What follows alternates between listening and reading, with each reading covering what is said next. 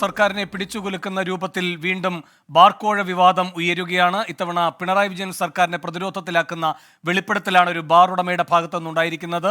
Bar ഉടമകളുടെ സംഘടനയുടെ ഇടുക്കി ജില്ലാ പ്രസിഡന്റ് അനിമോന്റെ വാട്സാപ്പിൽ ഇട്ട ശബ്ദരേഖയാണ് സർക്കാരിനെ ഇപ്പോൾ പ്രതിരോധത്തിലാക്കിയിരിക്കുന്നത്. KPCC അധ്യക്ഷൻ തന്നെ എക്സൈസ് മന്ത്രി MP രാജേഷിന്റെ രാജി ആവശ്യപ്പെട്ടിരിക്കുന്നു. 11 മണിയോടെ പ്രതിപക്ഷ നേതാവ് മാധ്യമങ്ങളെ കാണുമെന്നറിയുന്നു. ഷഫീദ് റാവുത്തർ വിശദാംശങ്ങളുമായി ചേരുന്നു തിരുവനന്തപുരത്ത് നിന്ന്.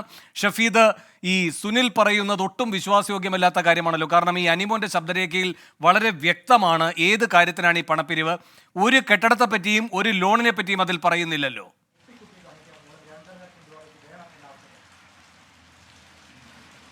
നിലവിൽ ഇക്കാര്യത്തിൽ ഏറ്റവും പ്രധാനപ്പെട്ട കാര്യം വളരെ ലളിതമായിട്ടുള്ളത് അല്ലെങ്കിൽ വളരെ ഗൗരവം കുറഞ്ഞ രീതിയിൽ ഇതിനെ പ്രതിരോധിക്കുകയാണ് എന്നുള്ളതാണ് ഏറ്റവും നമുക്ക് ചൂണ്ടിക്കാണിക്കാൻ കഴിയുന്ന കാര്യം. കാരണം ആ ശബ്ദരേഖ, അതിൽ പ്രത്യേകിച്ച് അനിമോന്റെ ശബ്ദരേഖയിൽ കൃത്യമായി പറയുന്നുണ്ട്, ഇന്നലെ എറണാകുളത്ത് യോഗം ചേർന്നു, മാത്രമല്ല യോഗത്തിന് ശേഷമാണ് താൻ സംസാരിക്കുന്നത്. സംസ്ഥാന പ്രസിഡന്റ് ഇത്തരത്തിലുള്ള ചില നിർദ്ദേശങ്ങൾ നൽകിയിട്ടുണ്ട്. ഇതിന്റെ കണക്കുകളടക്കമുള്ള പൂർണ്ണമായ വിവരങ്ങൾ അത് സംസ്ഥാന പ്രസിഡന്റിന് ധാരണയുണ്ട്. മാത്രമല്ല മുന്നോട്ട് പോകണമെങ്കിൽ പ്രത്യേകിച്ച് ബാറിന്റെ പ്രവർത്തന സമയം, അതേപോലെ തന്നെ ഡ്രൈ ഡേ ഒഴിവാക്കൽ, ഇത് രണ്ടും നേടിയെടുക്കേണ്ടത് നമ്മളുടെ ആവശ്യമാണ്. സ്വാഭാവികമായും അതടക്കമുള്ള കാര്യങ്ങൾ നടപ്പാക്കണമെങ്കിൽ 2 ദിവസത്തിനുള്ളിൽ പണം നൽകണം എന്നുള്ളതാണ് അനിമോന്റെ, അതായത് ഇടുക്കി ചുമതലയുള്ള ഈ ഫെഡറേഷൻ ഓഫ് കേരള ഹോട്ടൽ അസോസിയേഷന്റെ സംസ്ഥാന വൈസ് പ്രസിഡന്റ് കൂടിയായിട്ടുള്ള അനിമോന്റെ ശബ്ദരേഖയിൽ പറയുന്ന കാര്യം. അതിനുശേഷം അല്പസമയം മുൻപാണ് ഇതിന്റെ സംസ്ഥാന പ്രസിഡന്റ് V സുനിൽകുമാർ ഇതുമായി ബന്ധപ്പെട്ട പ്രതികരണം നടത്തിയത്. അദ്ദേഹം പൂർണ്ണമായും പ്രതിരോധിക്കുകയാണെങ്കിൽ കൂടി ആ പ്രതിരോധത്തിലെ വിശ്വാസ്യതയാണ് ഇപ്പോൾ ചോദ്യം ചെയ്യപ്പെടുന്നത്. 2 കാര്യങ്ങൾ അദ്ദേഹം ഉയർത്തി കാണിക്കുന്നുണ്ട്. അതിലൊന്ന്, ഈ അസോസിയേഷന്റെ അവരുടെ സംഘടനയുടെ തിരുവനന്തപുരത്ത് കെട്ടിടം വാങ്ങാൻ ആലോചനയുണ്ടായിരുന്നു. അതുമായി ബന്ധപ്പെട്ട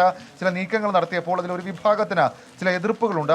ആ വിഭാഗം വിഭാഗീയതാ പ്രവർത്തനം നടത്തി. അതിന്റെ പേരിൽ ഇന്നലത്തെ യോഗത്തിൽ, എക്സിക്യൂട്ടീവ് യോഗത്തിൽ ചർച്ചകൾ പലതും നടന്നു. ഒടുവിൽ അനിമോനെ സസ്പെൻഡ് ചെയ്യാൻ ഇന്നലെ ചേർന്ന എക്സിക്യൂട്ടീവ് യോഗത്തിൽ തീരുമാനിക്കുകയും അത് അറിയിക്കുകയും ചെയ്തപ്പോൾ അനിമോൻ ആ യോഗത്തിൽ നിന്ന് ഇറങ്ങിപ്പോയി എന്നുള്ളതാണ് ഇതുമായി ബന്ധപ്പെട്ട വിവാദം. അത് മാത്രവുമല്ല, 5 വർഷമായി ഉന്നയിക്കുന്ന ഒരു ആവശ്യമാണ് ഡ്രൈ ഡേ ഒഴിവാക്കലും അതേപോലെ തന്നെ ഈ ബാറുകളുടെ പ്രവർത്തന സമയത്തിലൊരു മാറ്റവും. ഇതടക്കമുള്ള വിഷയങ്ങൾ മുൻപേ പറഞ്ഞതാണ്. ആരോടും പണപ്പിരിവിന് നിർദ്ദേശം നൽകിയിട്ടില്ല. കെട്ടിടം വാങ്ങുന്നതുമായി ബന്ധപ്പെട്ട കാര്യങ്ങൾക്ക് സംഭാവന അടക്കമുള്ള കാര്യങ്ങൾ ചോദിച്ചിട്ടുണ്ട്. അതാണ് നടത്തിയത് എന്നുള്ളതാണ്. അത് അനിമോനും നൽകിയിട്ടുണ്ട് എന്ന് ഫെഡറേഷൻ ഓഫ് കേരള ഹോട്ടൽ അസോസിയേഷന്റെ സംസ്ഥാന പ്രസിഡന്റ് V സുനിൽകുമാർ അല്പസമയം മുൻപ് മാധ്യമങ്ങളോട് പ്രതികരിച്ചപ്പോൾ പറഞ്ഞു. ഏതായാലും ഇതുമായി ബന്ധപ്പെട്ട ഈ വിഷയം ഇതിനോടകം തന്നെ പ്രതിപക്ഷം ഏറ്റെടുത്തിട്ടുണ്ട്. വലിയ ആരോപണം പ്രതിപക്ഷം ഇതുമായി ബന്ധപ്പെട്ട് ഉന്നയിക്കുന്നുണ്ട്. ശതകോടി ബാർ ഉടമകൾക്ക് ലാഭമുണ്ടാക്കാനുള്ള സർക്കാർ നീക്കം എന്നടക്കമുള്ള കുറ്റപ്പെടുത്തൽ ഇതുമായി ബന്ധപ്പെട്ട് ഉണ്ടായിട്ടുണ്ട്. അത്തരത്തിലുള്ള ഗൗരവത്തിൽ ഈ വിഷയം രാഷ്ട്രീയമായി ചർച്ച ചെയ്യപ്പെടുകയാണ്. അല്പസമയത്തിനുള്ളിൽ മന്ത്രി MP രാജേഷ് മാധ്യമങ്ങളെ കാണുന്നുണ്ട്. അദ്ദേഹം ഇതുമായി ബന്ധപ്പെട്ട സർക്കാരിന്റെ നിലപാട് വ്യക്തമാക്കും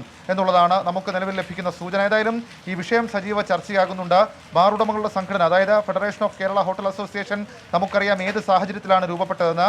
അത് മുൻപ് UDF സർക്കാരിന്റെ കാലത്ത് ബാർക്കോഴ വിവാദം ഉണ്ടായപ്പോൾ അന്ന് 2ആയി മാറിയൊരു സംഘടന. സ്വാഭാവികമായും വീണ്ടും ഒരു ബാർക്കോഴ ആരോപണം ഉണ്ടാകുന്നുണ്ട്. അതിൽ വലിയ തരത്തിലുള്ള പ്രതിരോധം അത് ഇവരുടെ ബാർ ഉടമകളുടെ സംഘടനകൾക്ക് തീർക്കേണ്ടി വരുന്നു. മാത്രമല്ല അനിമോനെ പൂർണ്ണമായും തള്ളിപ്പറഞ്ഞുകൊണ്ടുള്ള നിലപാടാണ് ഇപ്പോൾ എടുത്തിട്ടുള്ളത്. വേണു. ശരി, ഷഫീദ് റാവുത്തർ.